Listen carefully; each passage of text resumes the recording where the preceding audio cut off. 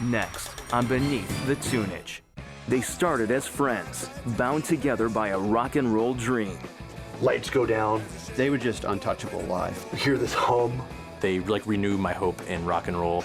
Talented, great looking, and chock full of charisma, the band was a tall glass of rock water, served on the rocks. It was like, jun, jun, jun, jun, jun, jun. Oh my God, their shows were so intense. Jun, jun, jun, jun, jun, jun. It was crazy. They set off in search of fame and fortune, but what they found along the way is that dreams could sometimes become nightmares. Being in a van with that many people is challenging. I don't think I've ever witnessed a band on stage implode. Grab your favorite shovel and get ready for an excavation of the truth beneath a rock and roll legend. This is the story Beneath the Tunage.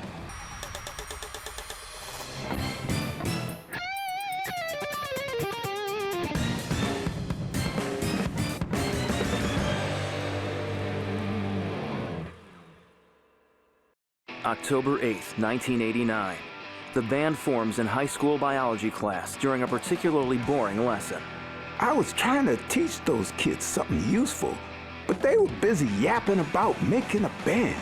You got to focus, I told them, else you're gonna wind up working at the poop factory over on 6th Street. But they didn't listen. I was in that class that day, totally. They were like, oh, let's start a band. I'm like, cool, can I be in it? They're like, God, Terry, no, shut up. It was awesome. March 17th, 1990. Having practiced for a total of 33 minutes, the band was ready to play their first ever show at Bud F. Bonkazoids, a local amusement center for kids and incredibly uncool teens. But could the fledgling band draw a crowd?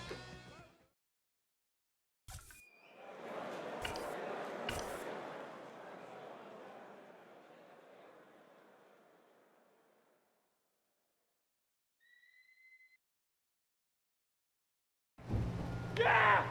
Oh, this is gonna be awesome! Turn it up! Woo! Turn it up all the way! Woo! Let's rock it! Come on!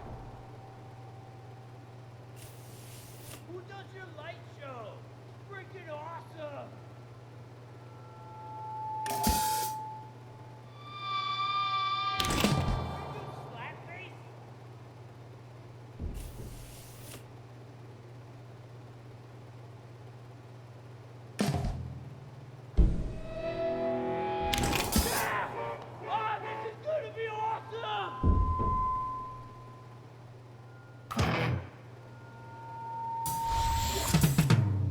All I'm saying, pretty baby.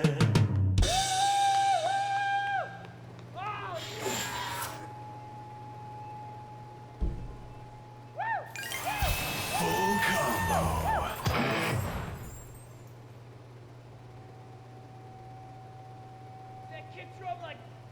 The member of the audience was impressed. But for how long? The drummer was firing on all cylinders, a furious whirlwind of skill and emotion.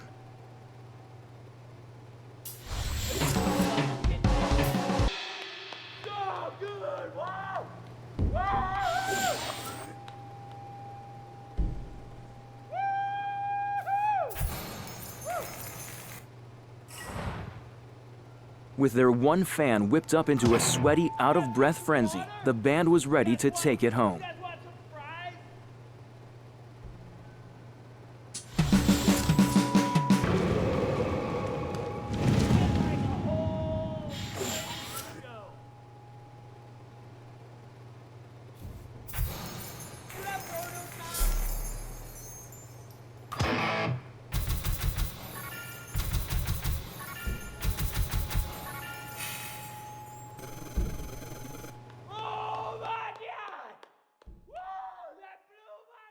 Despite an underwhelming turnout, the Bud F. Bonkazoids show garnered the band tremendous word of mouth. All of a sudden, there was so much buzz. Yeah, it was crazy how much people were really talking about that show, because, yeah, there was like only one really weird guy there. No exaggeration. Greatest show in the entire history of music. The crowd unanimously agreed that the drummer absolutely crushed it. It was like...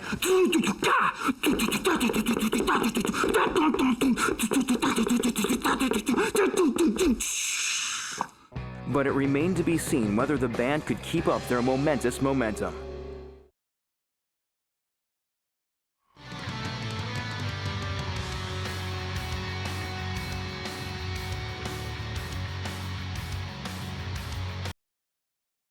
September 1st, 1991.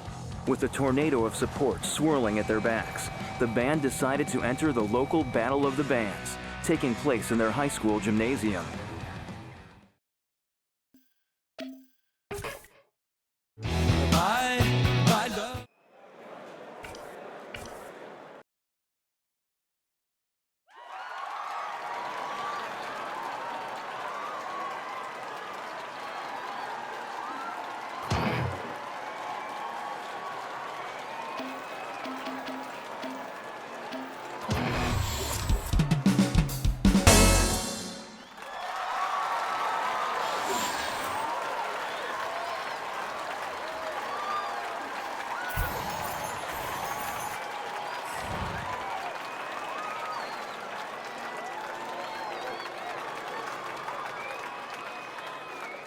The crowd was primed and ready for more, but could the band deliver? Hurling beats at the crowd like an enraged orangutan, the talented drummer was definitely not monkeying around.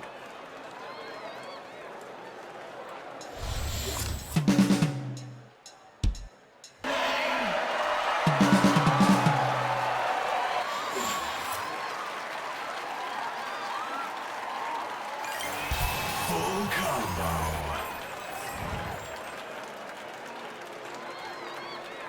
With one song left in their set, the band seemed poised for triumph, though their competition was decidedly stiff.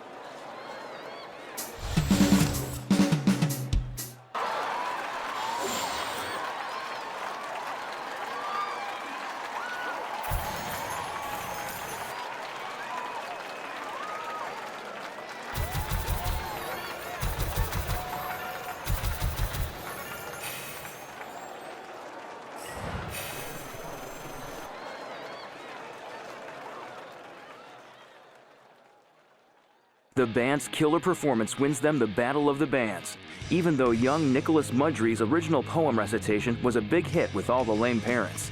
After that show, they really blew up on the scene. Those kids may have been hooligans, but I tell you what, that was some damn fine musicianship at that battle. The band didn't need a fancy participation certificate to know that the community thought they were solid platinum. Or gold, I guess. November 23rd. Thanks to their attention-getting performance at the high school gym, the band was turning more heads than a full-court buzzer beater. Yeah, that's about when I started selling merch for them. They said they'd pay me in college credit, but I didn't go to college. Then they said if I didn't shut up, I'd be attending the University of Butt Punch. Amid all the buzz, the band was asked to play a matinee with a killer lineup at the nearby Horned Owl Lodge, featuring local legends Moose Jaw Boudreaux and the Beaver Tail Boys. Amazing bill. That's the kind of lineup that you dream of being a part of. But with all eyes on them, would the performance add fuel to the band's fire, or would they go down in flames?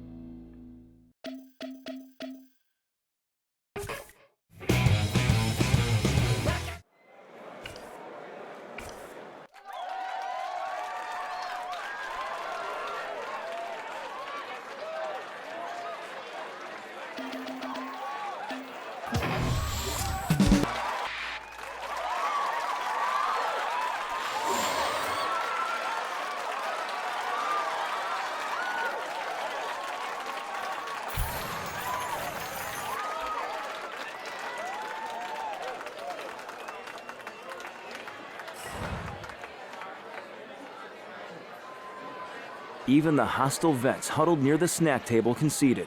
The band's performance so far was a roaring success.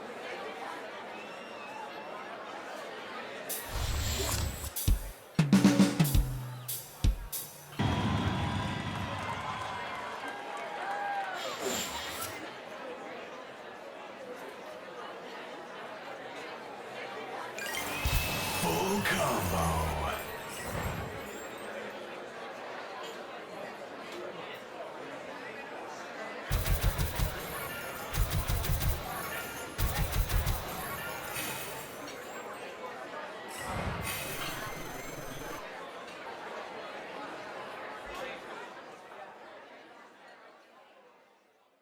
After the young band's stellar performance, everyone at the Horned Owl was excitedly wondering who they were. All I know is Moose Jaw was impressed. He was like, I don't even know how they can play like that without guitar straps. After getting featured in the well-respected hardcore zine Angry, Loud, and Shorn, the band decided to put it all on the line and head out on tour. I told him, it's a big mistake. This rock music thing is just a phase. Get a job with some stability like the automobile industry or modems. Despite these warnings ringing out like ringly-dingly bells, the band forged ahead, leaving behind everything they'd ever known on a tour of destiny. Life on the road is no joke. It's not for everyone. But would their dangerous gamble pay off, or would their dreams fade away, like fading dreams? Next on Beneath the Tunage.